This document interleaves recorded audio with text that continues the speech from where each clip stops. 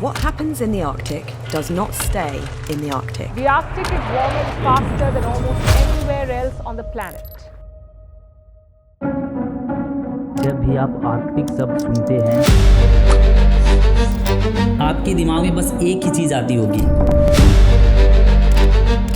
अभी दुनिया के सभी पावरफुल देशों की नजर है इस बर्फ के रेगिस्तान पर, एक्चुअली एक साइलेंट खजाने पर। फिर एक सवाल आता है कि आखिर आर्कटिक ओशियन में ऐसा है क्या, और इसी समय क्यों ये सारे देश वहां अपना इन्फ्लुएंस बढ़ाना चाहते हैं। We need Greenland for national security. The Arctic will be completely ice-free in just about a decade. Human civilisation से बहुत पहले से ही आर्कटिक दुनिया के सबसे ठंडे और मिस्टीरियस इलाकों में से एक रहा है। जहां तक नजर जाती है सिर्फ बर्फ ही बर्फ दिखता है। रिमेंबर, ये आर्कटिक कोई कॉन्टिनेंट नहीं है, but look at these groups of island. Svalbard, early 20th century तक ये आइलैंड किसी एक देश के कंट्रोल में नहीं था, यानी दुनिया के नज़र में ये लगभग नो मैंस लैंड था। कोई भी कंट्री यहाँ ऑफिशियली रूल नहीं करती थी। फिर भी कई देशों ने यहाँ कोल माइनिंग, फिशिंग और एक्सप्लोरेशन के थ्रू अपना प्रेजेंस बनाए रखा। 20th सेंचुरी तक आते आते दुनिया का पावर बैलेंस बदलने लगा। फर्स्ट वर्ल्ड वॉर के बाद आर्कटिक सिर्फ एक बर्फ का रेगिस्तान तक सीमित नहीं रहा, बल्कि इंपोर्टेंट स्ट्रेटेजिक जोन बन गया। ऐसे में आर्कटिक के पास ये सारा अनक्लेम्ड आइलैंड को लेकर के सभी देशों के बीच कॉन्फ्लिक्ट होना तय था। इसी खतरे को रोकने के लिए वहां मौजूद देशों ने एक ट्रीटी साइन की, स्वालबर्ड ट्रीटी। इस ट्रीटी के बाद ऑफिशियली स्वालबर्ड पर नॉर्वे का एडमिनिस्ट्रेटिव कंट्रोल हो गया, पर सिर्फ एडमिनिस्ट्रेटिव कंट्रोल। अभी भी फिशिंग, माइनिंग और कमर्शियल एक्टिविटीज वो सारे देश कर सकते थे जिन्होंने वहां पर ट्रीटी साइन की थी। कुछ समय तक ये आर्कटिक रीजन शांत रहा, लेकिन ये शांति ज्यादा देर तक टिकने वाली नहीं थी। वर्ल्ड वॉर 2 के बाद दुनिया दो हिस्सों में बट गई, एक तरफ यूएसएसआर, दूसरी तरफ अमेरिका, और यहीं से शुरू होता है कोल्ड वॉर। ये दोनों कंट्रीज अपने आप को सुपीरियर दिखाने के लिए किसी भी हद तक जा सकते थे। कोल्ड वॉर सिर्फ आइडियोलॉजी की लड़ाई नहीं थी, ये प्रॉक्सी वॉर और स्ट्रेटेजिक डोमिनेशन की भी एक लड़ाई थी। इसी बीच 1958 में अमेरिका ने अपनी पहली परमाणु पनडुब्बी यूएसएस नतालियस को नॉर्थ पोल के नीचे से निकालकर दुनिया को ये संदेश दिया कि आर्कटिक अब सिर्फ वर्ल्ड मैप में नहीं रहा, बल्कि मिलिट्री पावर और स्ट्रेटेजी का सेंटर बन चुका है। Man was pushing back frontiers on Earth as well. The atomic submarine Nautilus cruised under the Arctic ice and the North Pole itself. An historic underwater voyage from Hawaii to England. इसके बाद Arctic एक silent frontier बन गया, जहां radar, submarines और missile tracking system हमेशा active रहते हैं। यदि आप मैप को ध्यान से देखोगे तो दोनों देशों में से कोई भी यदि इंटरकॉन्टिनेंटल बैलिस्टिक मिसाइल फायर करता है तो सबसे छोटा रूट आर्कटिक ओशियन के ऊपर से ही जाता है। यही कारण है कि ये एरिया पूरे कोल्ड वॉर का हॉटस्पॉट बना हुआ था। जब मिखाइल गोर्बाचोव पावर में आए तो उन्होंने आर्कटिक को लेकर एक अलग ही सोच सामने रखी। 1 अक्टूबर 1987 को मुरमंस्क में उन्होंने एक हिस्टोरिकल स्पीच दी, जिसमें उन्होंने आर्कटिक की बढ़ती हुई मिलिट्री और न्यूक्लियर एक्टिविटी पर कंसर्न दिखाते हुए कहा कि आर्कटिक को पीस जोन बनना चाहिए। उनका एग्जैक्ट वर्ड था कि let the north of the globe the Arctic become the zone of peace, let the north pole be the pole of peace. लेकिन इस स्पीच के बाद भी ग्राउंड लेवल पर ज्यादा कुछ बदला नहीं। इस बात को याद रखिएगा, क्योंकि इस समय तक भले ही इसका असर बहुत ही छोटा था, बट आगे चलकर यही स्पीच आर्कटिक पॉलिटिक्स में एक टर्निंग पॉइंट बन गई। टॉपिक पर यदि वापस आए तो फिलहाल आर्कटिक का टेंशन तब तक बना रहा जब तक कि यूएसएसआर टूट नहीं गया और कोल्ड वॉर खत्म नहीं हो गया। The Soviet Union itself is no more. This is a victory for democracy and freedom. Cold war खत्म होने के बाद आर्कटिक स्टेट्स ने मिलकर आर्कटिक इन्वायरमेंटल प्रोटेक्शन स्ट्रेटजी बनाई, जो बेसिकली आर्कटिक ओशियन के सेंसिटिव इन्वायरमेंट को प्रोटेक्ट करने के लिए था। आप वीडियो को पॉज करके देख सकते हैं कि इन सब देशों ने मिलकर क्या कमिटमेंट किया था। मैं लिंक नीचे डिस्क्रिप्शन में दे दूंगा, आप चाहे तो वहां से भी देख लीजिएगा। उसके बाद 19 सितंबर 1996 में इन सभी देशों ने मिलकर ओटावा डिक्लेरेशन के थ्रू आर्कटिक काउंसिल को एस्टैब्लिश किया, जिसमें उन्होंने environmental protection, sustainable development, scientific cooperation, non military activity जैसी चीजों को ऐड किया। ऊपर से देखने पर ऐसा लग रहा होगा कि आर्कटिक अब स्टेबल हो गया होगा, बट ये तो बस शुरुआत थी। मेन प्रॉब्लम तो इसके बाद शुरू होता है। वीडियो में आगे आप देखोगे कि कैसे इतना जो भी मेहनत किया गया था इन सब एरिया को स्टेबल करने का, वो कैसे एक झटके में बर्बाद हो गया। यदि आप अभी तक चैनल को सब्सक्राइब सब्सक्राइब नहीं किए हो तो जल्दी से सब्सक्राइब कर लीजिए और पॉपकॉर्न लेकर के बैठ जाइए, क्योंकि असली मजा यहीं से आने वाला है। आर्कटिक काउंसिल बनने के बाद जो कुछ भी हुआ उसको समझने के लिए हम थोड़ा मैप देख लेते हैं। Look at this map of Arctic ocean. बाहर से देखने पर ये सिंपल बर्फ का रेगिस्तान दिखता है, बट यदि आप अंदर देखोगे तो सब कुछ बदल जाएगा। ये जो अंडर वाटर माउंटेन चेन आपको दिख रहा है ये लोमोनोजोव रिज है और दूसरा मेंडलीव रिज। ये कोई सिंपल स्ट्रक्चर नहीं है, ये वर्ल्ड के सबसे लंबा अंडर वाटर रिज है जिसका ओरिजिन किसी कॉन्टिनेंट से हुआ था। एक्चुअली ये लोमोनोजोव रिज रसिया के साइबेरिया का पार्ट था जो टाइम के साथ उससे अलग हो गया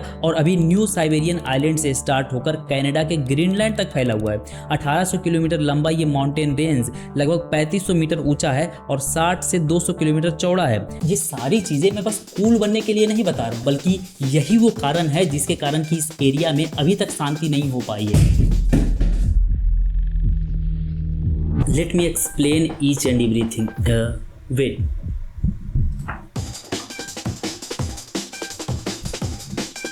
एक्चुअली 20 दिसंबर 2001 को रसिया ने यूनाइटेड नेशन के सामने लोमोनोजोव रिज और मेंडलीव रिज पर क्लेम करते हुए कहा कि ये सारे अंडर वाटर माउंटेन रेंज रसिया का पार्ट है। ऐसा इसलिए क्योंकि 1982 में यूएन ने समुद्री सीमाओं को लेकर के कुछ नियम बनाए थे। इन 1997 में रसिया ने भी इस ट्रीटी को साइन कर लिया। उन्होंने ऐसा क्यों किया, इसके पीछे का सबसे बड़ा कारण खुद यूएन के कुछ रूल्स है। यहाँ आप देख सकते हैं कि कैसे सब कुछ अच्छे से एक्सप्लेन किया गया है। इसमें आर्टिकल 57 में लिखा हुआ है कि किसी भी देश के स्पेशल इकोनॉमिक जोन उसके टेरिटोरियल बेस लाइन से 200 नॉटिकल माइल दूर तक हो सकती है, लेकिन रसिया की नज़र इससे भी कहीं अधिक थी। यदि आप आर्टिकल 76 को देखोगे तो इसमें कॉन्टिनेंटल शेल्फ को लेकर के बहुत सारी चीज़ें लिखी हुई है। आर्टिकल 76 के 1 के अनुसार यदि कोई भी देश ये साबित कर दे कि समुद्र के नीचे का जो शेल्फ है वो उस देश के मेनलैंड का ही पार्ट है तो उसे वहाँ के नेचुरल रिसोर्सेज पर अधिकार मिल सकता है। यही वो रूल्स है जिसको लेकर रसिया लोमोनोजोव रिज पर दावा कर रहा है। पर रसिया सिर्फ अकेला नहीं था जो ये कर रहा था। बाद में डेनमार्क और कनाडा ने भी इस माउंटेन रेंज को खुद का क्लेम किया। डेनमार्क का मानना था कि ग्रीनलैंड और लोमोनोजोव रिज में जियोलॉजिकल कंटिन्यूटी मिलती है, इसीलिए ये माउंटेन रेंज ग्रीनलैंड का नेचुरल एक्सटेंशन है। उसके बाद कनाडा ने भी साइंटिफिक रिसर्च के बाद लोमोनोजोव रिज के एक पार्ट पर क्लेम किया। इन सब में सबसे फनी बात तो ये थी कि 2006-07 में कनाडा और डेनमार्क दोनों एक साथ मिलकर साइंटिफिक एक्सपेडिशन के बाद इस माउंटेन रेंज से डाटा कलेक्ट किए थे और उस डाटा को लेकर के दोनों ही देश ये क्लेम कर रहे हैं कि अंडर वाटर माउंटेन उनका है। भाई एब्सोल्यूट सिनेमा। ऐसा नहीं है कि ये सारे देश बस अपना इन्फ्लुएंस बढ़ाने के लिए यहाँ कुत्ते बिल्ली की तरह लड़ रहे हैं, बल्कि इन सभी का कारण है गैस और तेल। यूएस जियोलॉजिकल सर्वे के अनुसार वर्ल्ड के 30% अनडिस्कवर्ड गैस और 13% अनडिस्कवर्ड ऑयल यहाँ हो सकता है। पर सबसे बड़ा सवाल ये है कि यहाँ का वेदर कंडीशन बहुत ही ज़्यादा हार्श है, वहाँ हमेशा बर्फ जमा हुआ रहता है। तो क्या इन सभी रिसोर्सेज को एक्सट्रैक्ट कर पाना पॉसिबल भी है? वेल, इसका भी जवाब आपको इस वीडियो में आगे मिल जाएगा, बस इस वीडियो को पूरा देखिए।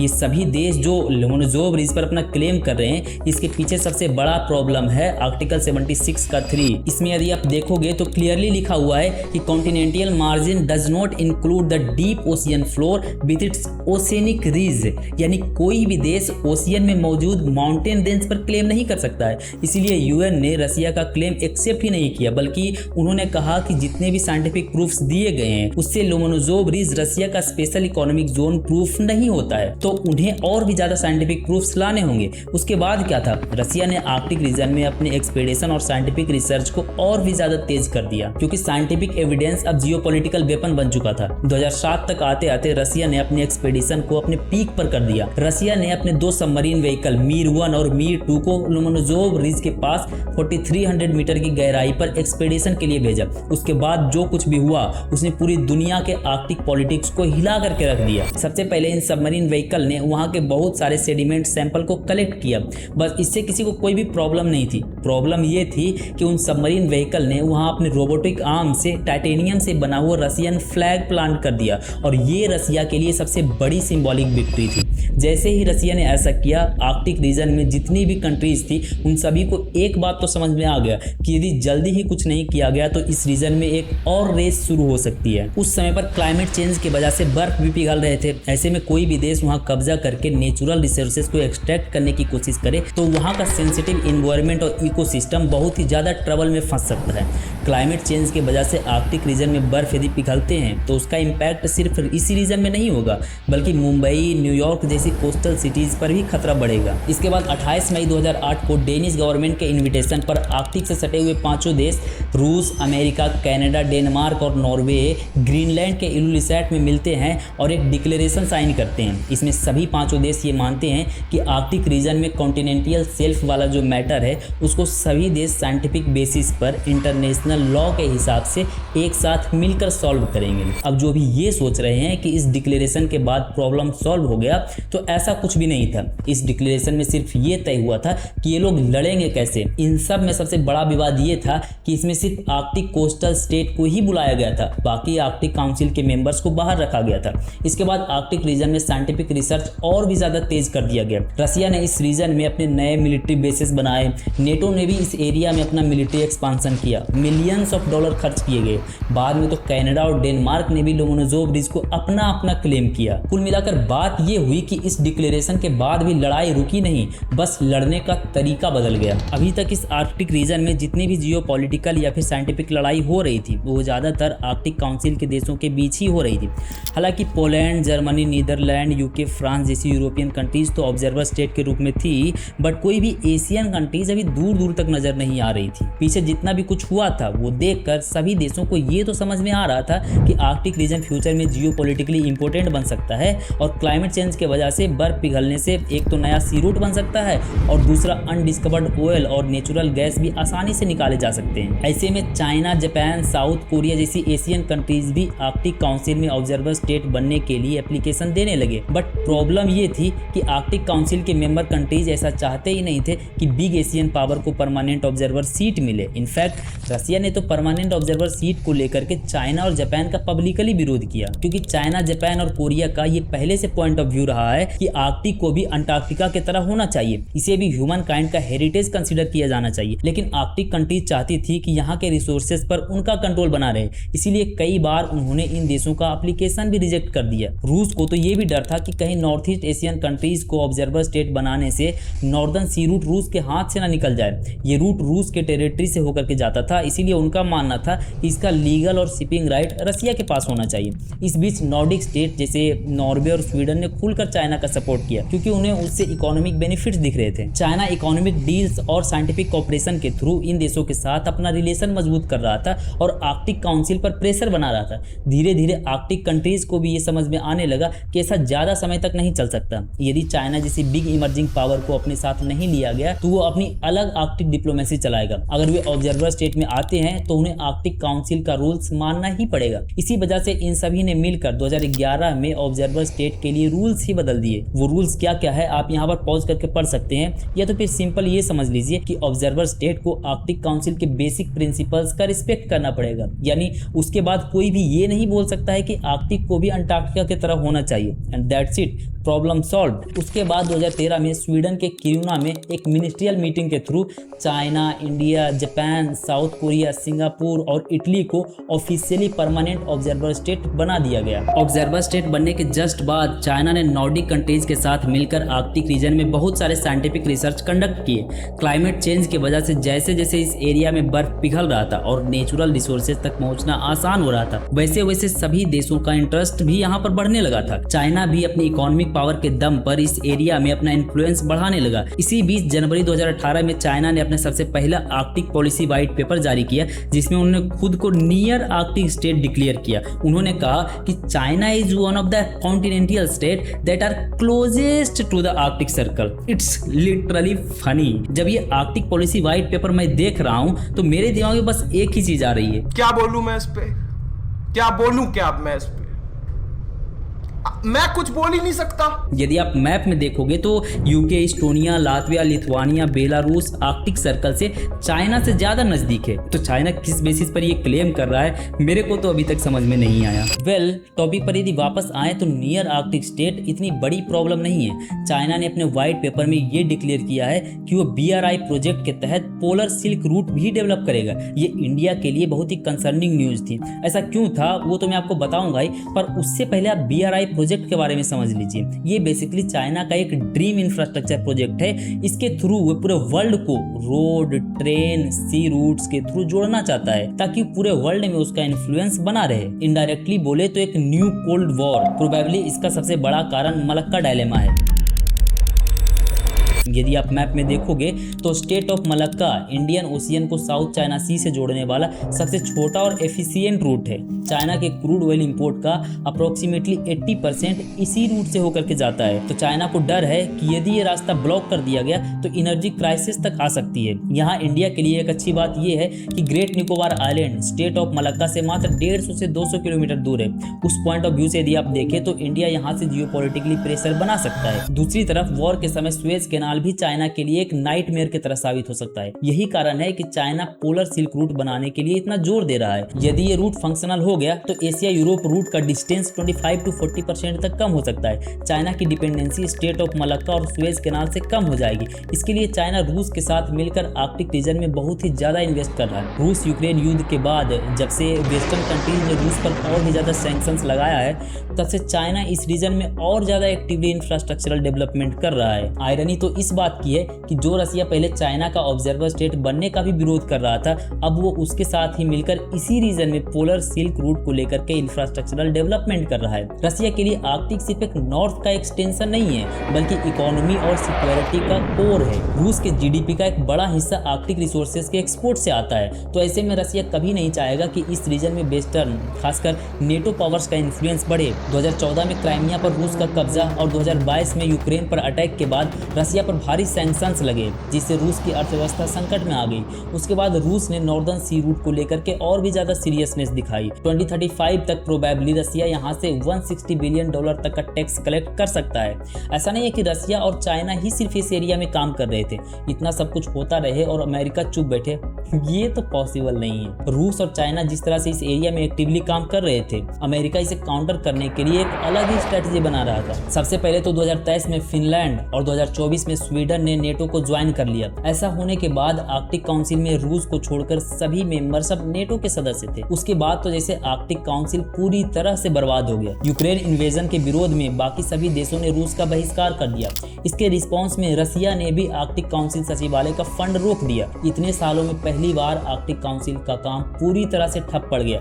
जुलाई 2024 में यूएस डिपार्टमेंट ऑफ डिफेंस ने 2024 आर्कटिक स्ट्रेटजी इशू की, जिसमें उन्होंने साफ साफ कहा कि आर्कटिक अब कोई एक्सेप्शन या पीस का एरिया नहीं है बल्कि ग्लोबल पावर्स का एक एक्टिव वॉर जोन है। उसके बाद अमेरिका भी आर्कटिक रीजन में अपनी मिलिट्री पावर को बढ़ाने लगा। फरवरी 2026 में अमेरिका ने नेटो कंट्रीज के साथ मिलकर आर्कटिक सेंट्री मिशन लॉन्च किया, जिसमें सभी आर्कटिक नेटो कंट्रीज इस एरिया में एक साथ मिलकर military exercise, air patrolling, navy और इंटेलिजेंस एक्सचेंज करते हैं। This is why we have just launched Arctic Sentry, giving Russia's increased military activity and China's growing interest in the high north. ये सीधे सीधे रसिया और चाइना को खुला चैलेंज है। यहाँ तक आपको एक बात तो पता चल गई होगी कि आर्कटिक रीजन पूरे वर्ल्ड का हॉटस्पॉट बना हुआ है। यहाँ जो कुछ भी हो रहा है, सभी देश जितना यहाँ इन्वेस्ट कर रहे हैं, वहाँ मिलिट्री एक्टिविटीज कर रहे हैं, इन सब के कारण क्लाइमेट चेंज बहुत ही तेजी से हो रहा है। ये सभी देश फॉर्मली तो बहुत अच्छी अच्छी बातें करते हुए दिखेंगे आपको, बट जब बात एक्चुअल में अपने एक्शंस को कंट्रोल करने की होती है तो इन सभी लोगों को सिर्फ और सिर्फ अपना फायदा दिखता है। 2013 के आईपीसीसी रिपोर्ट में ये प्रिडिक्ट किया गया था कि 21st सेंचुरी में global surface temperature 0.3 degree Celsius से 4.8 डिग्री सेल्सियस तक बढ़ सकता है और ग्लोबल वार्मिंग के कारण आर्कटिक रीजन में बर्फ पिघल सकता है। बट एक्चुअल में रियलिटी इससे कहीं अधिक खतरनाक निकली। साइंटिफिक रिसर्च से ऐसा पता चला है कि आर्कटिक रीजन पूरे वर्ल्ड के कंपैरिजन में 4 गुना तेजी से गर्म हो रहा है। इसका कारण बहुत ही सिंपल है। बर्फ के कारण जो भी सनलाइट पहले रिफ्लेक्ट हो जाते थे, अब वो इसी रीजन में ट्रैप हो रही है और इससे गर्मी और ज्यादा तेजी से बढ़ती है। सितंबर 2024 में आर्कटिक के बर्फ पिघलकर मात्र 4.28 मिलियन स्क्वायर किलोमीटर तक रह गया था। इसके बाद अगस्त 2025 में पूर्वी साइबेरिया में आई गर्म हवाओं के कारण बहुत सारा बर्फ पिघल गया। यदि ऐसा ही चलता रहा तो आर्कटिक बहुत ही जल्द आइस फ्री हो सकता है। ग्लोबल वार्मिंग के कारण हो रही प्रॉब्लम से सबसे बड़ा नुकसान रसिया को ही है, क्योंकि रूस के आर्कटिक रीजन में 60% से अधिक इंफ्रास्ट्रक्चर जैसे pipeline, railway, LNG plants, airports वगैरह सभी परमाफ्रॉस्ट पर बने हुए हैं। Permafrost basically permanently frozen grounds होती है। बर्फ के पिघलने से ये सारा जमीन धंस रहा है, जिसके कारण रसिया का बेसिक इंफ्रास्ट्रक्चर कोलैप्स कर सकता है। पर ऐसा नहीं है कि सिर्फ रसिया को ही इससे प्रॉब्लम हो रही है। आर्कटिक रीजन का बर्फ पिघलना कुछ देशों के लिए हो सकता है कि जैकपॉट साबित हो, बट इंडिया के लिए भी एक डबल नाइटमेयर की तरह हो रहा है। पहले तो पोलर सिल्क रूट बनने से स्टेट ऑफ मलक्का का जियोपॉलिटिकल इंपोर्टेंस कम हो जाएगा। दूसरा ये है कि यदि आर्कटिक रीजन ज्यादा गर्म होता है तो equator to polar temperature gradient कम हो जाएगा, जिससे कि जेट स्ट्रीम कमजोर हो जाएगी या अनप्रिडिक्टेबल हो जाएगी। यदि ऐसा होता है तो इसका असर इंडिया के मॉनसून पर देखने को मिलेगा। मतलब कुछ देशों के निजी फायदे के चलते बहुत सारे देशों को प्रॉब्लम्स झेलनी पड़ सकती है। बट क्या सच में आपको ऐसा लगता है कि Arctic Ocean new South China Sea बनने जा रहा है, जहां रिसोर्सेज के लिए थर्ड वर्ल्ड वॉर लड़ा जाएगा? जो भी आपके थॉट्स है आप कमेंट में लिखिए और बताइए कि आप इसके बारे में क्या सोचते हैं। And that's it. मिलते हैं आपको जल्द ही नेक्स्ट वीडियो में।